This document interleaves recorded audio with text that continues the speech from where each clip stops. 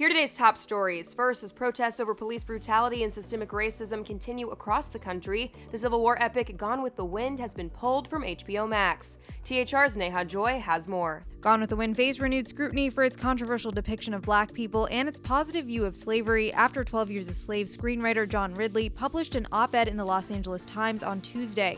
Ridley called on HBO Max to consider removing Gone with the Wind from its platform as the film had its own unique problem, writing, "It doesn't just fall short with regard to representation, it's a film that glorifies the antebellum South. It's a film that, when it's not ignoring the horrors of slavery, pauses only to perpetuate some of the most painful stereotypes of people of color."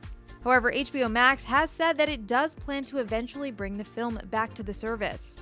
Next, Paramount Network has pulled the plug on the show Cops for good. The Viacom CBS-owned cable channel had removed the long-running show from its schedule in the wake of nationwide protests following the police-involved death of George Floyd on May 25th. Now the network says it's dropping the show altogether. A network spokesperson said, "Cops is not on the Paramount Network and we don't have any current or future plans for it to return." Cops has faced scrutiny over the years for the way it depicts suspects and police tactics. And Ava DuVernay has been elected to represent the director's branch of the Academy of Motion Picture Arts and Sciences on its Board of Governors, part of a historic wave that establishes new records for women and people of color on the 54-person board. DuVernay's directorial credits include Selma, the documentary 13th, and A Wrinkle in Time, among others. When DuVernay's 2014 film Selma was denied Best Director and Best Actor Oscar nominations, it partially fueled the #OscarsSoWhite controversy, resulting in significant changes at the Academy. It is unacceptable that they use their power and keep us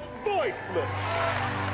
Those that have gone before us say no more. DuVernay is among 6 people who were elected to the Board of Governors for the first time via elections that ran from June 1st to June 5th. For more on all these stories, head to THR.com. For the Hollywood Reporter News, I'm Tiffany Taylor.